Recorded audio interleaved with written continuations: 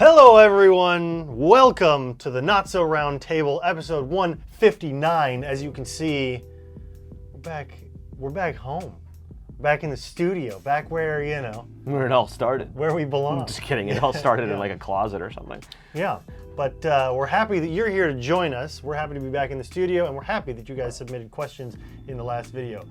If you think that we didn't read every single comment and take notes on where you guys wanted to see the next Evike outpost, you'd be wrong, because we did. We took notes, we weighed in on things. What was the most popular requested state? I can't say. Oh. Yeah. Okay. We have new data. Yeah. It's secret data. Anybody who wants to go back and look at the comments can tally it up, but we've got two leaders.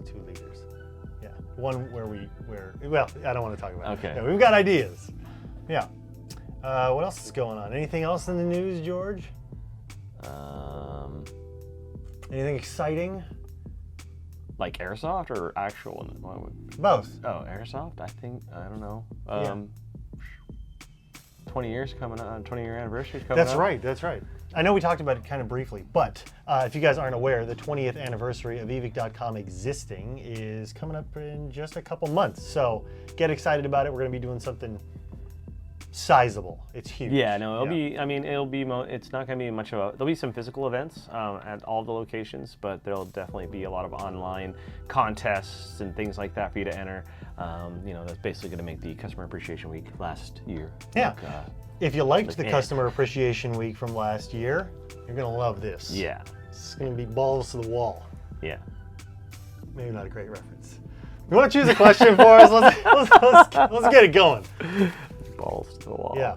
Oh, and we also listen to your guys' suggestions as well. Until we get another microphone or two in the studio, Mason is behind the camera, and he's going to chime in whenever he feels. That's weird. I know, I was looking at that. Yeah. Mason's going to be chiming in whenever he can or has something to say. And the audio might suffer for an episode or two, but guaranteed we're getting some new microphones so we can include the rest of the crew in the Not So Round Table, even though you might not be able to see them. The crew and who knows? won. Maybe we'll be subbing out. Maybe I'll work behind the camera one of these days and have Mason take my place. Who knows? Why do you get to go do that? Maybe George will sub out. Whatever, we'll figure it out. Sorry. Right. Tony Diaz asks question: how many rounds full mid-cap mags worth should you bring for a weekend skirmish? I brought a big bag of BBs and want to cut out the weight of stuff to carry. That's a good question. I would say, for a standard pickup game, I'd say I've never gone through one of those bottles of 2700 before. Okay. But it depends, I think, on how long you're playing and how many. You best. Yeah. If you play at a field, for example, if I was going to a weekend game at Battle Lab with my MP5, I'd need to bring a lot of BBs because that's a full auto capable gun being used in a full auto game. So I'm going to need 10,000 rounds because I'm trigger happy, right? But if it's a semi-only game and we're going to HSP, or if we're going out to Warped or SC Village, any one of those, you might not even hit 5,000 because, although I am still pretty trigger happy on semis, so. Yeah, the thing is I think you can almost calculate it yourself. There's no ingredient because every field is different in terms of how much they cycle you in and out. Yeah. Some games last for 45 minutes in some fields, some games last 15 minutes. Yeah. So it's just, and then you go reload kind of thing. So you're gonna know how much you play, how much you go through. Yeah. So I wish we could give you the best answer, but I would say that's what I would go for, is just take a round of take a 5,000 round bag and then see, okay, I used about half of it. So then the other half of the question, right, is full mid-caps worth. There's such a variety in mid-cap capacity. You could be talking about mid-caps that only have 90 rounds versus mid-caps that have, what is it? 250 or 240? EPM1 is 250, something like that. But yeah, so on average, I think I carry 5 to 6 mid-caps. And those are EPMs, which are original EPMs, which are 150, something like that. Don't quote me. 120, 150, something like that. I just go with BBs until it says it's full. Yeah. Yeah, so depending on the platform you have, carry 5 to 6 magazines, maybe an extra if one, breaks, the spring wears out, and you enlist Mason to throw it on the ground in order to reset the spring. It works. It works. Yeah. And you use the same amount? I feel like it's kind of whatever fits on my. I've got two in my belt. I mean, I don't feel like it. I mean, usually, I'd say 5 mags in the person. One like the six mags total, 1 in the gun, 5 on the rig. I think is pretty. Yeah. 5, pretty 6 good. mags. That'll last you a pretty long time. Yeah. Some people just want to shoot a lot of BBs though. Yeah. So Those are the guys who have saws. maybe sometimes.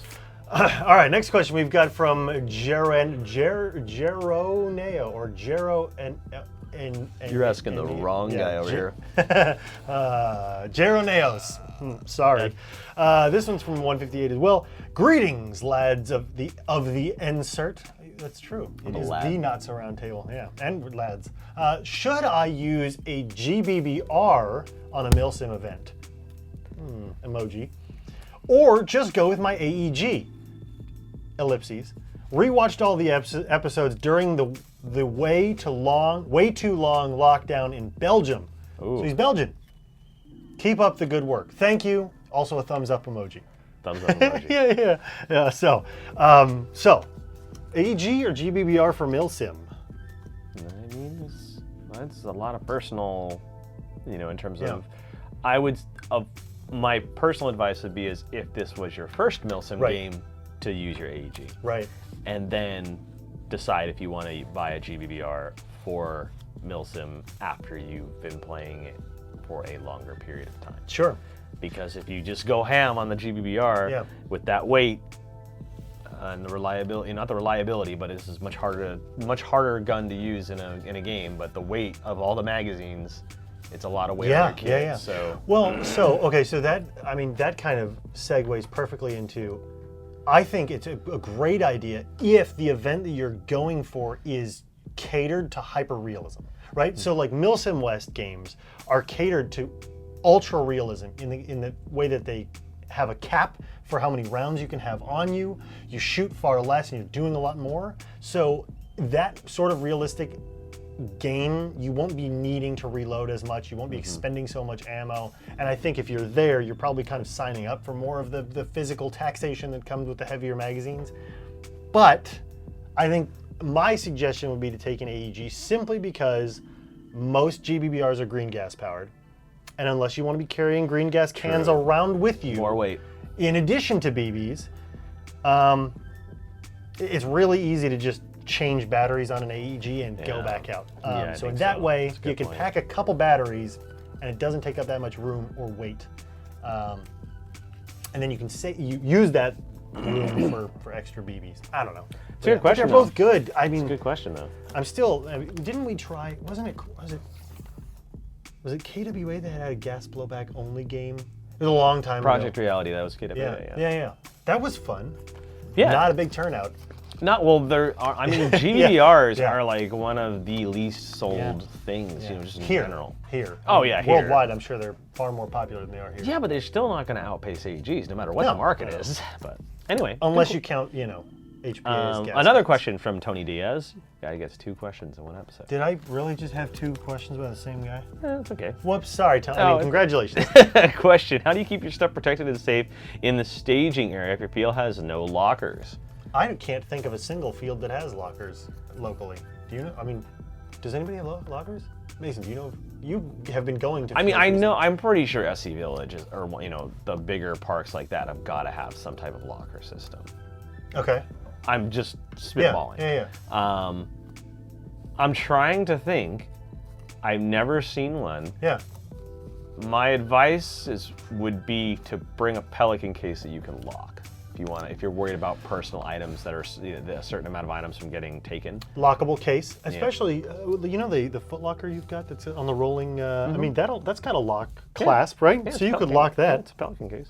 And then bike lock that to a pole or your friend. I don't think you need to bike lock it, but most fields, at least I know for a fact, all of the fields that we partnered up with all have security cameras on the staging area. Sure. So if something went missing, you'd be able to probably track it down. Sure. Most likely. Yeah.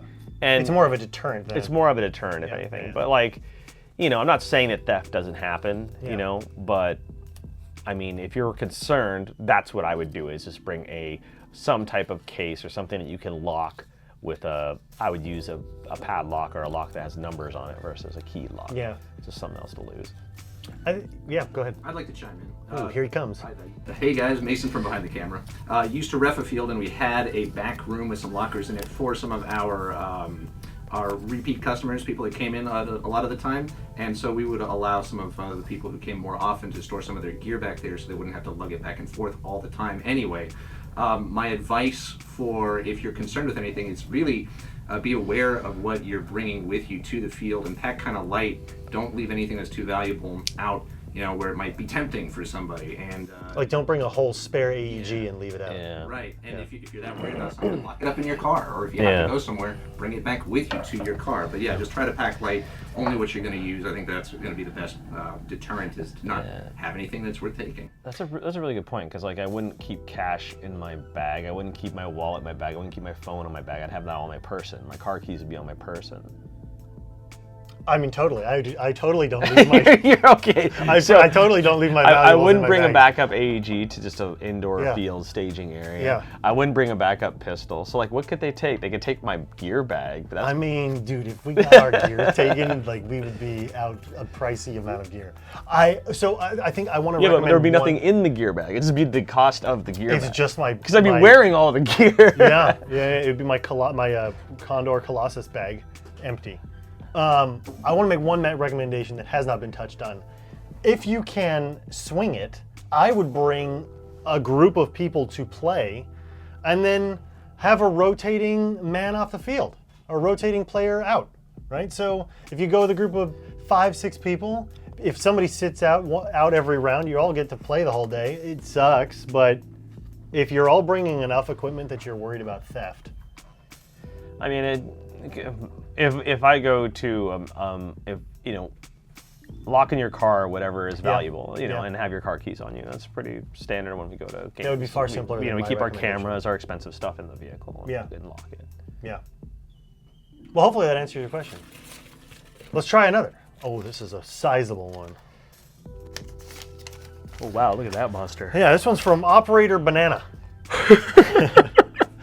Insert question. This is his second time, or her. This is their second time asking this question. On the internet, I see a lot of article about what is the best between AEG and gas replicas. Oh, interesting, another gas question. But I never see article about what is the major difference between the two. Okay. We all know that AEG are the best choice for beginner, but why changing for a gas that's a lot more powerful, sometimes too much, and needs a lot of maintenance? What are the difference between the two types? Maybe we answer the question. Let's block it out. Okay, so first, major difference between AEGs and gas blowbacks. And let's assume we're talking about rifles, gas blowback rifles. Yeah, so major difference. The gas propellant used is, versus from the magazine versus driven by a gearbox and a piston and a battery. So that's the main difference of how the gun is used. Then you get into how it functions. Right, so it's much more realistic, in terms of there is no there's a few AEGs that are realistic as a GBB. Sure. But very few. Right. The bulk of AEGs are not replicating. Right, and there are several feedback. gas blowback rifle systems. Like there's not one kind of unified system. Yeah. The advantage to a lot of AEGs is that it's a pretty standardized system. Whether your AEG uses a version 2, 3, 4 gearbox, you can be pretty assured that a lot of the parts and components are going to be cross-compatible between them. But yeah, like you said, the major difference is the propellant, right? So one uses a set of gears to compress air inside of a cylinder. Through motion, and then the other one has a gas reservoir that releases a certain volume of air when a valve is hit. Yeah, okay, so AEGs are an excellent choice for beginners because? I'd say cost. Absolutely. Magazine cost. Magazine cost alone. That's the kicker when it comes to GBBs. It's like, you can get the gas blowback rifle for a decent price sometimes. But it's the cost of those magazines. Right. And it's the cost of maintaining those magazines. It's not like if you lose a $10 mid cap one day at a game, or a high cap even, you're like, you'll be bummed out, but you're not losing a $45 mag. Yeah, it hurts a lot more when it's $45. Although mid-caps are getting up there now. True, very true. EPM1 ain't cheap. And then I guess the final part of the question is, if somebody were, well, I'm going to summarize here, but if someone were looking for the ultimate realism, with the AEG outliers from DAS and the Sistema and the PTW, the American PTW, with those as outliers, if someone was looking for ultimate realism, we would say yes. Yes. Right? Because the functionality is a lot more akin to the real thing. Yes. Yeah. Hopefully that answers your question. It was a good question. It's a good question. It's a very complex subject matter of GBBRs, and I think any airsofter who's been playing for a long amount of time is going to go to a GBBR phase where they're going to want that GBBR. Yeah. And then they're most likely going. I'm not saying all. Yeah. I'm just our personal experiences. Yeah. We sold them, and we're done with them. Well, I attempted to sell mine. Oh, you still have yours? So I attempted to sell mine at our Trading post. And I halved the price and then halved the price again, and I still couldn't get somebody to be interested in buying it. I think maybe because I didn't have any magazines with it.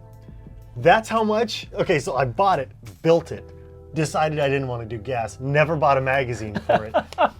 What was it? It was a walk kit, or? Yeah. Okay. Yep. Yeah. And I did all the upgrades too. So I took so it's a fully decked out walk without mags. Nice. Yeah. So anyway, I wanted $80 for it. So if you come to another trading post, you're gonna get a bunch of people commenting. You're gonna get a bunch of people commenting. I'll buy it. Yeah. It's got a fun custom King Arms bolt and some trickery to. All right. This question's from Zot. Hey, insert. I was watching a video from, I think, a Lion Claws game where someone had made a VW Beetle into a technical. What is the weirdest or most unusual type of vehicle you would like to see made into a gun truck at a game? Ryan's answer as well. Well, Ryan's not here today. Ryan's not here, so he's not answering. Unless he's doing the editing in which you can put some text. He'll put some text, or he'll put a little cell phone comment or something. Yeah, you flake. What is the weirdest or... Okay, Matt. So first of all, Flake D's nuts. And second of all, the coolest technical that I saw at a game was somebody had taken, and I don't know who they were, but they're men of taste, had taken a Suzuki Samurai and modified it to have upper armored panels like made out of wood and stuff. And I just thought that was the coolest thing ever, because you don't see Samurais very often. I'll include a picture next to this so that you guys know what I'm talking about, but you don't see very many of them very often. And it had guns on it, and it was like up armored, so that was cool. I don't know, I just thought that was really neat. Most unusual type of vehicle. I've never seen a Beetle used. I've never seen a Beetle used either. Yeah. That sounds pretty funny. Unless it was like a sand rail kind of thing. You know? Yeah, I know the most common is people turning in like old Tacomas or old Forerunners or something into something by ripping everything off and adding. You know, you can do a pretty cool technical for pretty cheap out of that stuff, and it's pretty easy to find parts. Really cool Toyota pickups that we've seen at John Lou events or Lion Claws events and AMS events. Weirdest though? Yeah, it's specifically asking I mean, I saw a sand rail once. Yeah. Which that's not that weird though. Yeah. What's that one? It was like a little, was it like a 4x4 or 6x6, kind of like golf cart sized with like plywood walls.